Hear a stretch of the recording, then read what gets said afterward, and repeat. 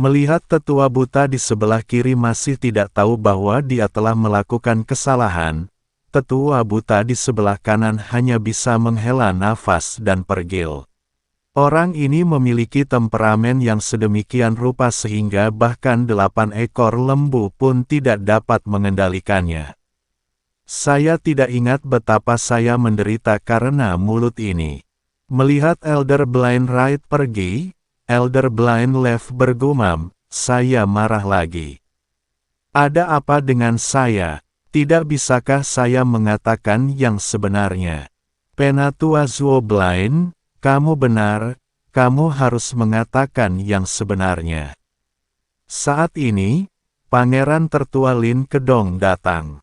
Dia juga mendengar apa yang dikatakan Penatua Zuo Blind, dengan senyuman lebar di wajahnya. Lin Keting akan dihukum karena ini sendirian karena dia berani jatuh cinta dengan seorang biksu muda yang berada di alam kesengsaraan tingkat ke-7 dan ingin menjadi suami istri. Lin Keting adalah satu-satunya putri di kota Sun Moon dan biji mata kaisar. Jika dia ditipu oleh biksu kecil tingkat 7 di alam kesengsaraan, maka Anda dapat membayangkan kemarahan yang mulia kaisar. Hah! Penatua Zuo Blind menatap pangeran tertua, mengabaikannya, dan pergi dengan mendengus dingin. Lin Kedong mengikuti Lin Keting dan menolak berurusan dengannya, jadi tetua buta itu juga tidak menyukai Lin Kedong. Lin Kedong tidak peduli dengan sikap Penatua Zuo Blind, bagaimanapun juga, dia direkomendasikan oleh pendeta Tao Wuji, jadi Lin Kedong harus memberinya wajah. Tapi dia harus melaporkan penemuan Lin Keting seorang prial. Saat ini, Lin Keting tidak tahu apa-apa tentang dia dan perselingkuhannya. Kakak laki-laki tertua dan keempat sudah mengetahuinya, dan mereka masih berjalan menuju istana. Adik perempuan, Lin Kevan mengejarnya dan bertanya dengan wajah jelek, katakan sejujurnya, apakah Anda memiliki pasangan kultivasi ganda di luar? Apakah dia yang bernama Asteris? Atau seorang biksu muda di alam kesengsaraan? Lin Keting tertegun sejenak, lalu sedikit mengernyit dan berkata, bajingan mana yang mengatakan itu? Pasti orang dari Blind Zuo itu. Coba saya lihat apakah saya tidak merobek mulutnya. Lin Keting segera memikirkan Penatua Zuo Blind. Bagaimanapun, tidak banyak orang yang mengetahui masalah ini, dan hanya Penatua Zuo Blind yang tahu. Mulut Tua Zuo yang buta itu seperti mulut wanita besar, tidak ada cara untuk menanganinya. Tidak peduli siapa yang mengatakannya, katakan saja, kan? Lin Kevan bertanya. Lin Keting mengangguk, saudara keempat, bukan saya, melainkan guru yang menyuruh wanita itu menjadi mitra kultivasi ganda dengan saya. Mustahil. Bagaimana mungkin guru Tao Wuji bisa sebodoh itu membiarkan seorang biksu muda di alam kesengsaraan menjadi rekan kultivasi ganda bersamamu? Terlebih lagi, apakah kamu memahami identitas wanita itu? Apakah guru Tao Wuji mengerti? Lin Kevan berkata dengan penuh semangat. Dia hanyalah seorang saudara perempuan, dan jika dia ditipu oleh seorang biksu muda di alam kesengsaraan, Lin Kevan pasti akan membunuhnya. Kakak keempat, jangan terlalu bersemangat. Itu benar-benar yang dikatakan tuannya. Aku juga tidak mengerti hal itu, tapi Tuan harus memahaminya, kan? Lin Keting melihat Lin Kevan terlalu bersemangat dan buru-buru membujuknya. Adik perempuan, saya benar-benar tidak menyangka bahwa kita memiliki begitu banyak orang berbakat di kota Sun Moon, tetapi Anda tidak meremehkan satu pun dari mereka, tetapi Anda memilih untuk melihat seorang biksu kecil yang telah melampaui alam kesengsaraan di surga dan dunia manusia. Kalau begitu biksu kecil itu berambut kuning. Jika ayahku mengetahui hal ini, seperti apa ekspresinya? Pangeran tertua Lin Kedong datang dan bertanya pada Lin Keting dengan marah. Aku bisa menyukai siapapun yang aku suka, apa hubungannya denganmu? Lin Keting memutar matanya ke arah Lin Kedong. Tentu saja itu bukan urusanku, tapi kalau itu bukan urusan ayahku, aku tidak tahu. Aku akan melaporkannya ke ayahku sekarang juga. Lin Kedong menyenandungkan lagu pendek dan pergi. Lin Kevan berkata dengan ekspresi serius, adik perempuan, kamu meninggalkan kota Sun Mun secara pribadi dan pergi ke surga dan alam manusia, dan sekarang kamu melakukan hal seperti ini, ayahku pasti akan marah. Jaga dirimu baik-baik. Aku akan berusaha sebaik mungkin menjadi perantara untukmu. Kamu juga harus meminta pendeta Tao Wuji untuk membujuk ayahmu. Dalam hal ini, mungkin kamu tidak perlu memikirkannya. Lin Kevan memiliki ekspresi tidak berdaya di wajahnya. Jika dia menyebabkan masalah besar, dia mungkin tidak bisa mengendalikannya. Kakak keempat, jangan khawatir. Ayahmu marah padamu karena dia sudah memikirkannya selama 10 tahun. Itu berlalu dalam sekejap mata. Lin Keting berkata tanpa rasa takut. Dia telah dimanjakan sejak dia masih kecil, dan bahkan jika dia akan dihukum, dia tidak takut sama sekali. Ayo pergi, kita lihat apa yang terjadi. Lin Kevan menghela nafas dan menarik Lin Keting ke istana. Ketika mereka memasuki aula istana, Lin Kedong sudah berdiri di samping ayah mereka Lin Chong.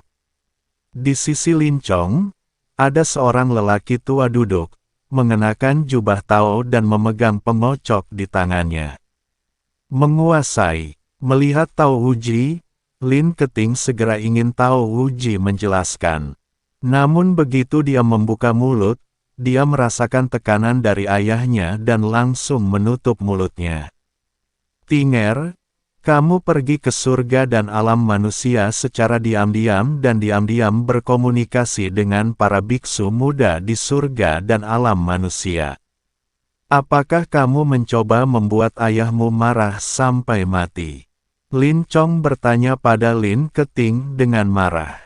Ayah, adik perempuanku pada dasarnya suka bermain-main, jadi wajar jika dia pergi ke dunia surga dan manusia.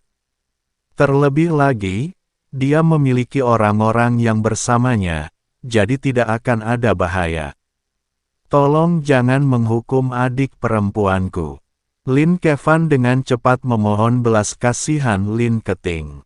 Diam. Lin Chong sedikit mengernyit, sangat takut hingga Lin Kevan tidak berani berbicara. Saudara keempat, tolong jangan memohon padaku. Aku hanya keluar untuk bermain dan mengikuti biksu kecil di alam kesengsaraan di dunia surga dan umat manusia. Kami berdua tidur beberapa kali. Lin Keting berkata tanpa rasa takut.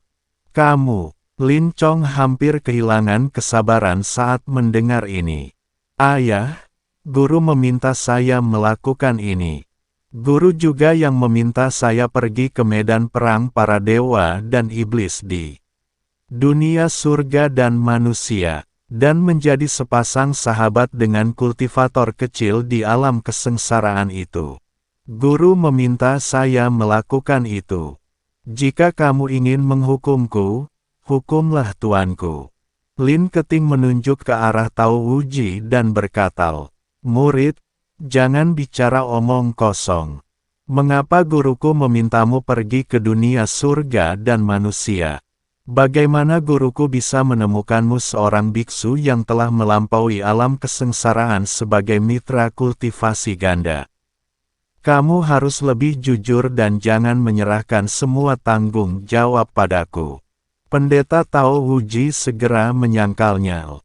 Lin Keting tercengang sejenak dan memandang Tao Wuji dengan tidak percaya. Jelas sekali bahwa guru Tao Wuji melakukan segalanya, tetapi sekarang dia tidak mengakuinya. Tuan, Mengapa Anda tidak mengakuinya? Saya tidak mengarahkan Anda melakukan ini. Apakah Anda tidak selingkuh? Lin Keting bahkan tidak dapat membayangkan bahwa tuannya benar-benar telah menipunya. Diam, Tao Wuji adalah orang yang sangat dihormati. Bagaimana dia bisa melakukan hal seperti itu? Jangan menyalahkan Tao Wuji. Kamu harus memikul tanggung jawab atas apa yang kamu lakukan sendiri. Selain itu, kamu memiliki konflik dengan aliansi penyegel iblis di surga dan alam manusia, yang mengakibatkan kematian beberapa penjaga. Ini tidak diperintahkan oleh tuanmu, kan? Li Chong bertanya pada Lin Keting. Lin Keting menggelengkan kepalanya, tidak. Tetapi orang-orang di aliansi penyegel iblis pantas dibunuh. Guru berkata bahwa tidak ada orang baik di aliansi penyegel iblis. Kamu menyalahkan tuanmu lagi. Sepertinya kamu tidak menyadari bahwa kamu salah sama sekali. Dalam hal ini, jangan salahkan ayahmu karena bersikap tegas. Kamu segera pergi ke mausolem kekaisaran untuk memikirkannya selama 10 tahun. Kamu tidak boleh keluar sebelum waktunya habis. Lin Chong berteriak pada Lin Keting dengan sangat marah. Wajah Lin Keting menjadi pucat karena marah. Dia mengertakkan gigi dan berkata, "Pergi saja, aku tidak akan takut bahkan jika aku memikirkannya selama 100 tahun." Setelah Lin Keting selesai berbicara, dia berbalik dan pergi. Adik perempuan, Lin Kevan melihat ini dan buru-buru mengejarnya. Lin Kedong menyeringai saat melihat adegan ini. "Kenapa kamu tertawa? Keluar dari sini." Lin Chong memelototi Lin Kedong dan berkata. Lin Kedong segera menahan tawanya dan segera pergi. Setelah Lin Kedong pergi, Pendeta Tao Wuji dan Lin Chong saling berpandangan, dan mereka semua tertawa. "Guru Tao Wuji, aku khawatir Tinger akan sangat membencimu kali ini." Lin Chong tertawa. "Benci jika kamu membencinya. Dunia surga dan manusia akan segera menjadi tidak nyaman. Terlebih lagi, aliansi penyegel iblis juga telah mengetahui tentangku. Aku khawatir kita berdua tidak akan memiliki banyak hari bahagia di masa depan." Kata Tao Wuji sambil tersenyum tak berdaya. "Ya, kota Sun Moon akan diekspos ke semua orang di masa depan. Saya tidak bisa lagi menjadi kaisar yang murni ini. Tapi bagaimana dengan anak laki-laki bernama Guru Daois yang kamu temukan untuk Tinger?" Lin Chong bertanya dengan rasa ingin tahu. "Kaisar Lin, jangan khawatir, kamu akan tahu kapan kamu melihatnya. Jika dia bukan naga di antara manusia, bagaimana aku bisa mendorongnya ke Tinger? Tinger adalah putrimu yang berharga, tapi dia juga seorang murid yang miskin dan berharga." Pendeta Tao Wuji merahasiakannya dan tidak mengatakan apapun. "Yah, aku percaya pada visi Pendeta Tao. Kuharap Tinger bisa menghindari malapetaka ini setelah 10 tahun. Setelah Lin Chong menghela nafas pelan, keduanya terdiam. Germanium Lusan. Zhu Qingxiu dengan hati-hati mencari rumput otot dewa, karena hanya dengan menemukan rumput otot dewa dia dapat menyembuhkan wajahnya yang terbakar. Gadis mana yang tidak menyukai kecantikan, tidak terkecuali Zhu Qingxiu. Tapi saat Zhu Qingxiu dengan hati-hati mencari rumput otot dewa, beberapa sosok tiba-tiba mendatanginya dengan cepat. Wajah Zhu Qingxiu tiba-tiba menegang dan ekspresinya menjadi tegang. Mengambil pedang di tangannya, Zhu Qingxiu bersiapel. Dia tidak tahu apa yang dilakukan orang-orang ini, dan Zhu Qingxiu tidak berani gegabah. Namun, ketika beberapa sosok mendekat, ekspresi Zhu Qingxiu berubah dari gugup menjadi bersemangat. "Kakak laki-laki tertua, Zhu Qingxiu menyingkirkan pedangnya dan berteriak kepada pria parubaya yang menjadi pemimpinnya. Ternyata orang-orang ini semuanya berasal dari Sekte Wanjian, dan pria parubaya yang memimpin mereka adalah kakak laki-laki Zhu Qingxiu, Fan Xianbo. Setelah melihat ini, beberapa orang dengan cepat jatuh di depan Zhu Qingxiu. "Siapa kamu?" Pria parubaya yang bertanggung jawab memandang Zhu Qingxiu dan bertanya dengan kebingungan di wajahnya. "Kakak laki-laki, apakah ini aku?" "Aku Qingxiu." Zhu Qingxiu dengan cepat melepas topeng di wajahnya meski terbakar, penampilannya tidak banyak berubah, hanya ada bekas luka di wajahnya. "Datanglah dan adik perempuan junior yang cantik." Setelah Fan Xianbo melihat Zhu Qingxiu, dia tidak bersemangat. Sebaliknya, wajahnya penuh dengan keterkejutan, dan sedikit kepanikan muncul di matanya. "Kakak senior, aku benar-benar tidak menyangka kamu masih hidup. Kupikir kita semua di Sekte Wanjian sudah mati. Bagaimana kabar Tuan, Pak Tua? Karena kamu masih hidup, apakah Tuan juga baik-baik saja?" Fan Xianbo menggelengkan kepalanya. Tuan dan orang tua itu tewas dalam pertempuran lama sekali, dan tidak banyak orang yang tersisa di Sekte Wanjian. Zhu Qingxiu bertanya dengan penuh semangat. "Saudari junior Qingxiu, bagaimana kamu bisa melarikan diri? Dan ada apa dengan wajahmu?" "Kakak laki-laki, guru memberiku buku rahasia slip giok dari Sekte Wanjian dan mengantarku untuk melarikan diri dari Sekte Warenjian. Namun, orang-orang dari aliansi penyegel iblis terus mengejarku. Aku tidak punya pilihan selain lari ke sana. Laut mati. Tapi saya tidak ingin membakar diri saya sendiri dan berakhir seperti ini." Zhu Qingxiu mengikuti Fan Xianbo dengan jujur. Apakah kamu memiliki buku rahasia pada slip giok di tanganmu?" Fan Xianbo tampak terkejut, dan kemudian berbisik, "Pantas saja aku mencari dalam waktu lama di sekte tersebut dan tidak dapat menemukan buku rahasia di batu giok itu." Tergelincir. "Kakak, apa yang kamu bicarakan?" Zhu Qingxiu tidak mendengar dengan jelas, jadi dia bertanya. "Oh, tidak apa-apa." Fan Xianbo buru-buru tersenyum dan berkata, "Adik perempuan, apakah kamu masih membawa buku rahasia Jade Slip?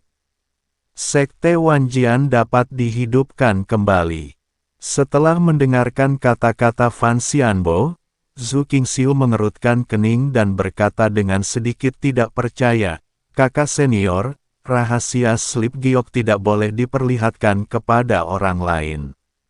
Ini adalah ajaran leluhur dari Sekte Wanjian kami. Anda tidak tahu itu, kan?" "Aku tahu, tentu saja aku tahu.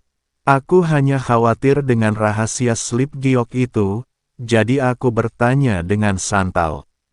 Selama buku rahasia Jade Slip baik-baik saja, bersama-sama kita dapat merevitalisasi Sekte Wanjian." Ketika Fan Xianbo melihat ini, dia dengan cepat mengubah kata-katanya. Namun saat ini, Zhu Qingxiu mulai meragukan kakak laki-lakinya. "Kakak laki-laki, bagaimana kamu bisa melarikan diri?" Zhu Qing kultivasi bertanya. "Kami juga memanfaatkan kekacauan itu untuk melarikan diri dan menemukan tempat untuk bersembunyi, agar kami tidak terbunuh," kata Fan Xianbo. "Lalu apa yang kamu lakukan di sini di Gunung Gelu?" Zhu Qingxiu terus bertanya. "Fenomena aneh ini muncul di Gunung Gelu. Kami datang ke sini hanya untuk mencoba keberuntungan dan melihat apakah kami dapat menemukan sumber daya dan harta karun. Sekte Wanjian telah menjadi seperti ini, dan saudara-saudari kita harus terus bertahan. Adik perempuan, apa yang kamu lakukan di sini? Sepertinya tempat ini cukup jauh dari kota Sujia." Fan Xianbo bertanya.